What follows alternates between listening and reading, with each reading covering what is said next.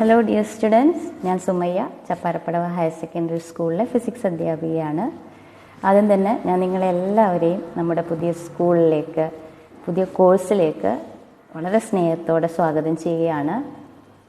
എനിക്കറിയാം നിങ്ങളെല്ലാവരും തന്നെ സയൻസ് വളരെ ഇഷ്ടത്തോടെ ഓപ്റ്റ് ചെയ്തതായിരിക്കാം അല്ലേ. വളരെ കുറച്ച് പേര് ഒരുപക്ഷെ ഞാൻ ഇഷ്ടപ്പെട്ട കൊമേഴ്സ് എനിക്ക് കിട്ടിയില്ല, അങ്ങനെ യാദൃച്ഛികമായി എത്തിപ്പെട്ടിട്ടുണ്ടാകാം. എങ്കിലും നമ്മളെല്ലാവരും ഇപ്പോൾ ഒരൊറ്റ പ്ലാറ്റ്ഫോമിലാണ്, സയൻസ് സ്റ്റുഡൻസാണ് നമ്മളെല്ലാവരും.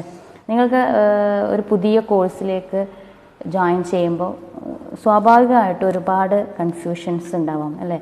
എന്തൊക്കെയാണ് പഠിക്കേണ്ടത്, എങ്ങനെയൊക്കെ പഠിക്കേണ്ടി വരും, എന്തൊക്കെ സബ്ജക്ട്സ് ഉണ്ട്, എന്താണ് ഈ ഡബിൾ പാസ് എന്ന് പറഞ്ഞാൽ, ഏതിനൊക്കെയാണ് പ്രാക്ടിക്കൽ എക്സാംസ് ഉള്ളത്, എങ്ങനെയൊക്കെയാണ് അത് വരിക, ഇങ്ങനെ ഒരുപാട് ക്വസ്റ്റ്യൻസ് നിങ്ങളുടെ മൈൻഡിലൂടെ ഇങ്ങനെ പോകുന്നുണ്ടാവും അല്ലേ.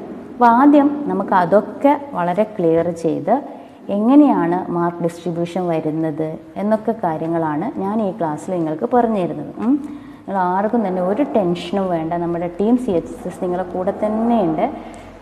നിങ്ങൾക്ക് എന്ത് ഡൗട്ട്സ് ഉണ്ടെങ്കിലും കാര്യങ്ങളുണ്ടെങ്കിൽ നിങ്ങൾക്ക് എപ്പോൾ വേണമെങ്കിലും ചോദിക്കാം. കുറച്ച് പഠിക്കാനുള്ള ഒരു ആഗ്രഹവും അതോടൊപ്പം തന്നെ കുറച്ച് കഠിനാധ്വാനം ചെയ്യാനുള്ള ഒരു മനസ്സും ഒക്കെ ഉണ്ടെങ്കിൽ നല്ല മാർക്കോടുകൂടി വളരെ എളുപ്പത്തിൽ പാസ്സായി പോകാൻ പറ്റുന്ന ഒരു കോഴ്സ് തന്നെയാണ് സയൻസ്. നിങ്ങൾക്കറിയാം സയൻസ് ഒരുപാട് കോമ്പിനേഷൻ ഡിഫറൻസ് ഉണ്ട്. ഏകദേശം 9ഓളം കോമ്പിനേഷൻ തന്നെ സയൻസിൽ വരുന്നുണ്ട്. ഇതിൽ നമ്മൾ ഫസ്റ്റ് കോഴ്സ് കോഡായിട്ടുള്ള ബയോളജി വരുന്ന കാര്യങ്ങളാണ് നമ്മുടെ സ്കൂളിൽ അതാണ് വരുന്നത്. അപ്പോൾ ആ ഒരു കാര്യങ്ങളാണ് ഞാനിവിടെ നിങ്ങൾക്ക് എക്സ്പ്ലെയിൻ ചെയ്തു തരാൻ ഉദ്ദേശിക്കുന്നത്. ഓക്കെ, നമ്മളെപ്പോഴും ഒരു പുതിയ അക്കാദമിക് ഇയർ അല്ലെങ്കിൽ ഒരു പുതിയ കോഴ്സിലേക്കൊക്കെ ജോയിൻ ചെയ്യുമ്പോൾ നമ്മുടെ മനസ്സിൽ എപ്പോഴും ഉണ്ടാവും ആദ്യം കുറച്ച് ദിവസങ്ങൾ നോട്ട്ബുക്കിൽ ഒരു 2-3 പേജ് എഴുതുന്നവരൊക്കെ നമ്മുടെ മനസ്സിലുണ്ടാവും. ഈ വർഷം മുതൽ ഇന്ന് മുതൽ ഞാൻ നന്നായിട്ട് പഠിക്കും, കഴിഞ്ഞ വർഷത്തെ പോലെയല്ല, അങ്ങനെ ഒരു മൈൻഡിൽ എപ്പോഴും കൊടുക്കാറുണ്ട്. അത് കുറച്ച് ദിവസമൊക്കെ കഴിയുമ്പോൾ അത് ഓട്ടോമാറ്റിക്കായിട്ട് നമ്മൾ എന്തിനോ വേണ്ടി അതൊക്കെ ഉപേക്ഷിച്ച് കളയാറാണ് പതിവ് അല്ലേ.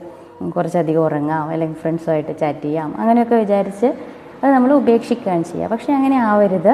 ഈ വർഷം അങ്ങനെ അതിനൊരു മാറ്റമാകുക. എന്ത് ചെയ്യുക, ആദ്യം മുതൽ അവസാനം വരെ ആ മോട്ടിവേഷനോട് കൂടി തന്നെ വളരെ ആവേശത്തോടു കൂടി നിങ്ങൾ ടീച്ചേഴ്സിന് പറയുന്നതൊക്കെ കേട്ട് അതിൻ്റെ കൂടെ പഠിച്ചെടുക്കുക കേട്ടോ. അപ്പോൾ നമുക്ക് ആദ്യം തന്നെ കോഴ്സിൻ്റെ ഡിസ്ട്രിബ്യൂഷൻസ് ഞാൻ പറഞ്ഞുതരാം.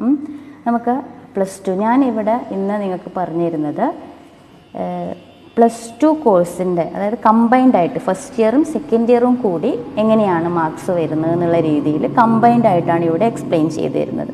നിങ്ങൾക്ക് എന്തെങ്കിലും ഡൗട്ട്സൊക്കെ വരികയാണെങ്കിൽ കമൻറ്റ് ചെയ്യാം. എൻ്റെ വാട്സപ്പ് നമ്പർ കൊടുക്കാം, നിങ്ങൾക്കതിൽ ഡൗട്ട്സൊക്കെ ചോദിക്കാം. ഓക്കെ,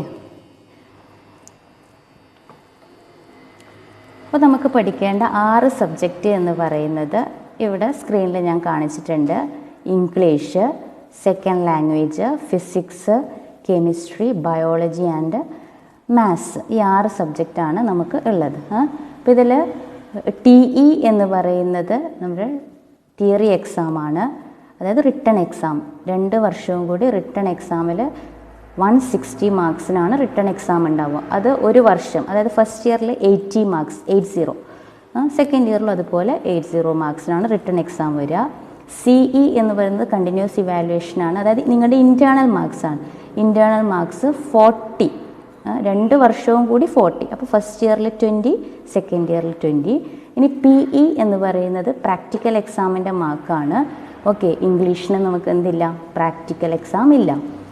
അങ്ങനെ ഗ്രാൻഡ് ടോട്ടൽ മീൻസ് ഇംഗ്ലീഷിന് 2 വർഷവും കൂടി 200 മാർക്സിൻ്റെ എക്സാമാണ് ഉണ്ടാവുക. അതിൽ 40 മാർക്ക് ഇൻറ്റേർണലും 160 മാർക്സ് തിയറി എക്സാമുമാണ് ഉണ്ടാവും. സെക്കൻഡ് ലാംഗ്വേജ് എന്ന് പറഞ്ഞാൽ നിങ്ങൾ ഏതാണോ ചൂസ് ചെയ്ത്, ഇപ്പോൾ മലയാളമാണോ ഹിന്ദിയാണോ അറബിയാണോ ആ രീതിയിൽ, അതിനും ഇംഗ്ലീഷിൻ്റെ അതേപോലെ തന്നെയാണ്. 160 ആണ് 2 വർഷവും കൂടി theory exam, internal 40, practical exam ഇല്ല 200.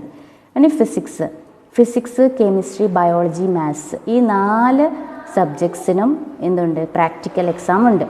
പ്രാക്ടിക്കൽ എക്സാമുള്ള മാർക്സിനൊക്കെ ഒരു വർഷം 2 വർഷവും കൂടി 120 മാർക്കിനാണ് തിയറി എക്സാം, റിട്ടൺ എക്സാം. അതിൽ 60 മാർക്ക് ഫസ്റ്റ് ഇയറിൽ, 60 മാർക്ക് സെക്കൻഡ് ഇയറിൽ.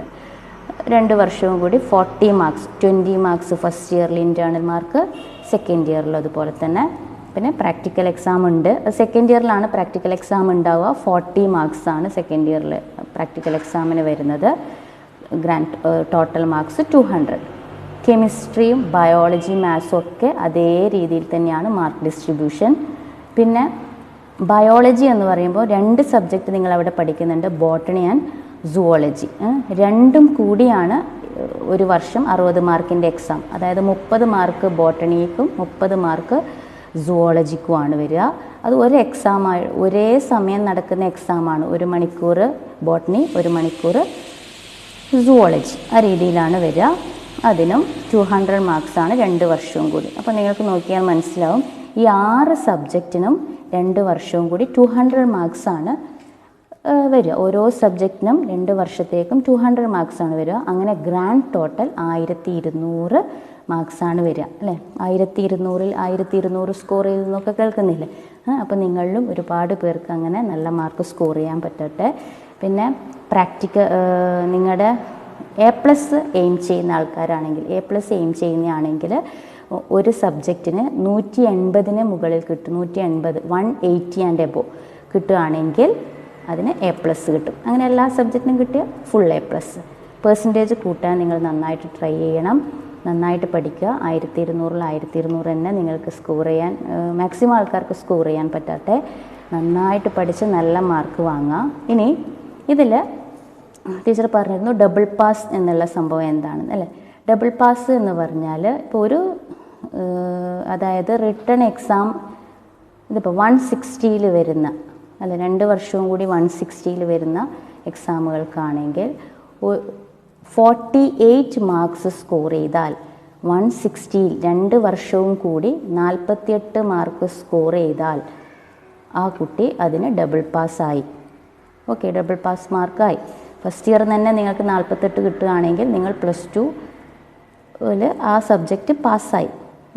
ഇനി അതുപോലെ പ്രാക്ടിക്കലുള്ള സബ്ജക്ട്സ് ആണെങ്കിൽ അതായത് 60 ഫസ്റ്റ് ഇയറിൽ 60 മാർക്ക്, സെക്കൻഡ് ഇയറിൽ 60 മാർക്ക്, അങ്ങനെ 120 മാർക്ക് റിട്ടൺ എക്സാമുള്ള പരീക്ഷകളിൽ ടോട്ടൽ 36 മാർക്സ് സ്കോർ ചെയ്യുകയാണെങ്കിൽ ഡബിൾ പാസ് കിട്ടും. അത് ഫസ്റ്റ് ഇയർ തന്നെ സ്കോർ ചെയ്യുകയാണെങ്കിൽ ഫസ്റ്റ് ഇയറിനെ നിങ്ങൾക്ക് പാസ് മാർക്ക് കിട്ടിയെന്ന് വിചാരിക്കാം. അപ്പോൾ വേറൊരു പ്രത്യേകം നിങ്ങൾ ശ്രദ്ധിക്കേണ്ടത് ഇൻറ്റേർണൽ മാർക്ക് പാസ്സാവുമോ ഇല്ലയോ എന്നുള്ളതിന് ഇൻറ്റേർണൽ മാർക്ക് ഒരിക്കലും കൺസിഡർ ചെയ്യില്ല. ഇൻറ്റേർണൽ മാർക്ക് നിങ്ങൾക്കിപ്പോൾ ഇംഗ്ലീഷിന് ഇൻറ്റേർണൽ മാർക്ക് 2 വർഷവും കൂടി 40 കിട്ടി. തിയറി എക്സാമിന് നിങ്ങൾക്ക് 2 വർഷവും കൂടി 48 കിട്ടിയുള്ളൂ എന്ന് വിചാരിക്കുക. അപ്പോൾ നിങ്ങൾ 48 കിട്ടിയില്ല, 42 കിട്ടിയുള്ളൂ എന്ന് വിചാരിക്കുക. അപ്പോൾ നിങ്ങൾ ഫെയിലാവും. 48 എക്സ്റ്റേണൽ മാർക്ക്, തിയറി പരീക്ഷയുടെ മാർക്കാണ് ഞാൻ പറഞ്ഞത്.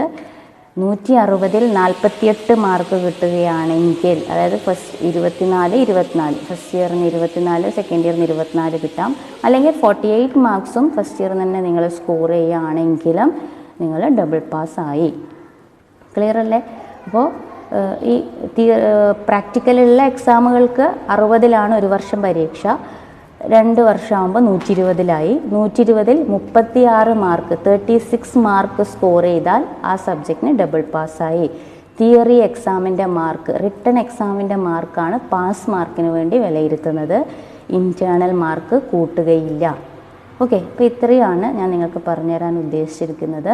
ഇനി നമുക്ക് അടുത്ത ക്ലാസ്സിൽ ഫിസിക്സിൻ്റെ ഒരു ഇൻട്രൊഡക്ഷൻ കൊടുക്കാം. ഇതിൽ ഞാൻ ഫിസിക്സ് മാത്രമായിട്ടൊന്നും പറഞ്ഞിട്ടില്ല. ബാക്കി പിന്നെ ടോട്ടൽ എങ്ങനെ പഠിക്കണം, എത്ര മാർക്കിൻ്റെയാണ് വരിക, ഈ ഒരു രീതിയിലുള്ള മാർക്ക് ഡിസ്ട്രിബ്യൂഷൻ മാത്രമാണ് ടീച്ചർ ഇന്നത്തെ ക്ലാസ്സിൽ പറഞ്ഞു തന്നത്. നിങ്ങൾക്ക് ക്ലിയർ ആയിട്ടുണ്ടാവുമെന്ന് വിചാരിക്കുകയാണ്. ക്ലിയർ ആയിട്ടില്ലെങ്കിൽ നിങ്ങൾക്ക് ഡൗട്ട്സ് ചോദിക്കാം. Okay, thank you.